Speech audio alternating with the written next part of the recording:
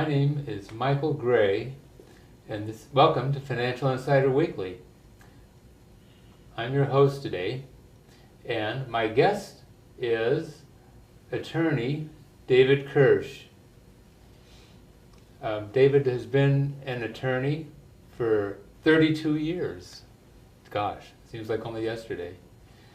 He worked for 4.5 years with the IRS counsel's office. And he was litigating cases in the U.S. tax court and providing legal advice to the IRS about collection issues. He has also represented, so then he went into private practice. Okay, been in private practice in San Jose since 1983. And since 1985, only worked in the tax controversy area. Has represented clients before the U.S. Tax Court, the U.S. District Court, Court of Appeals, almost made it to the Supreme Court, not quite. Also represented California clients relating to sales tax issues for the California State Board of Equalization, which means sales tax matters, income tax issues for the Franchise Tax Board, and payroll tax issues for the California Employment Development Department. Today I've asked David to provide some guidance about what to do if you're audited by the IRS. When people think about tax issues, quite often they're thinking, what if I get audited? So that's what we're going to be talking about today. We're only going to be talking about highlights of a complex subject, so again, we want you to to consult with a qualified tax advisor about your situation. And this is just a way to get some basic information for getting started. Okay, so David, let's get started. All right. Let's say somebody gets a letter now. I get a letter from the IRS. Should I panic?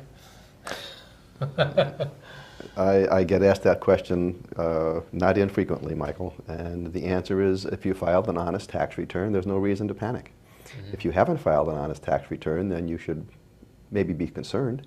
But most people file honest tax returns, and one of the functions of the IRS is just to check it and make sure it's right.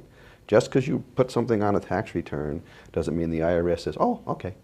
They're entitled to say, show us that it's correct. Okay. Another thing is, when you get letters from the IRS, a lot of times they're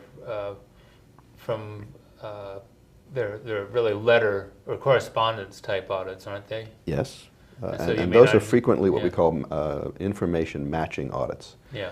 You get a 1099 for interest from your bank, or a W-2 from your employer, or a 1099 if you're a subcontractor. And sometimes the information that you put on your tax return doesn't match the information that's been reported to the IRS, and they're just checking to resolve that discrepancy. Mm-hmm. Very simple, benign, nothing to worry about. Yeah. So some people don't even think of those as audits, but technically they are a type of audit, I guess. They're more an examination as opposed to an audit or a review. It's not much difference. Okay. Why me? Why did I get chosen for an audit? You'll never know. There are a variety of reasons that returns get selected. Some are random. Some are based on complicated formulas the IRS has worked out and works out continually.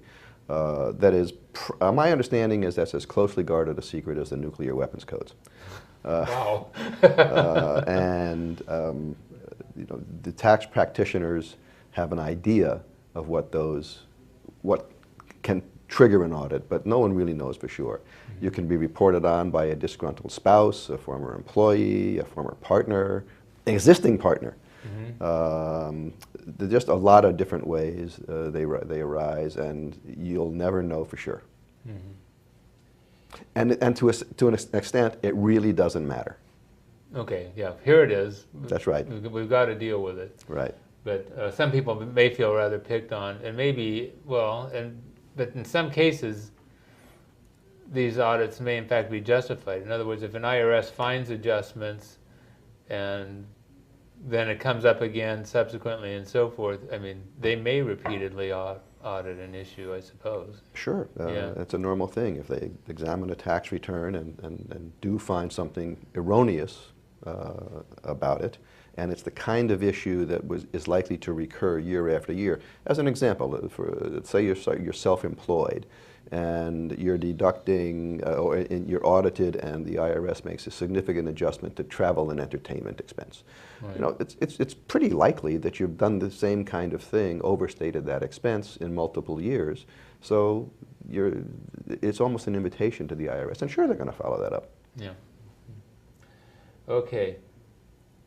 Well, now comes a really big issue for many people, because hiring somebody like you or me to help out can represent a big expense. So how do you decide whether you should get help or not? Tough question.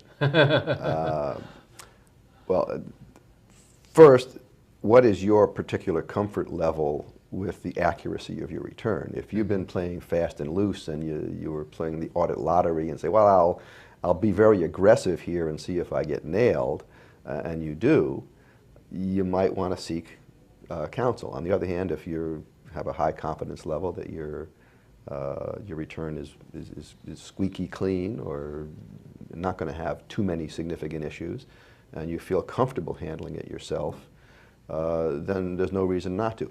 You know, I tell a lot of people that there is nothing really that I can do in an audit that you can't do for yourself.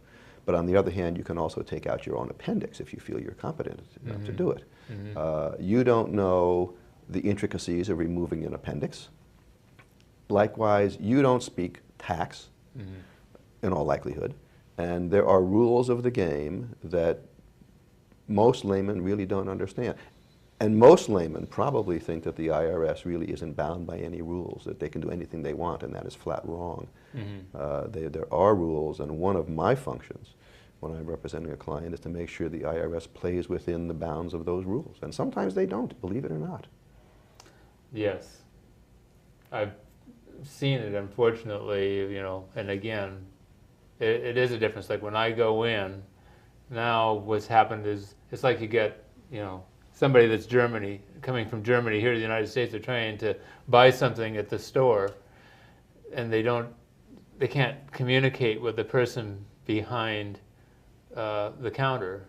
But if they have a friend that's with them that happens to be an American that also speaks German, they can tell the person what they want. Yes. And now you got that communication, and okay, that closes that issue. And so sometimes just speaking the language, it makes a real difference. Yes, communication is an extremely important part of the process. Another thing that I found helpful for some people, I think, at least, is to get some coaching, you know, in preparation for the audit. So, in other words, to help them along, you know, okay, now how are you going to document this? Maybe even have a pre-audit meeting to sort of get a feel for, you know, what sort of a condition things are really in. Sure, for someone who's going to do it themselves, it could be money well spent to have 1 or 2 hour consultation with someone who is familiar with the procedure, the process, just so you can feel a little more comfortable going in and talking with the IRS, because it's very intimidating.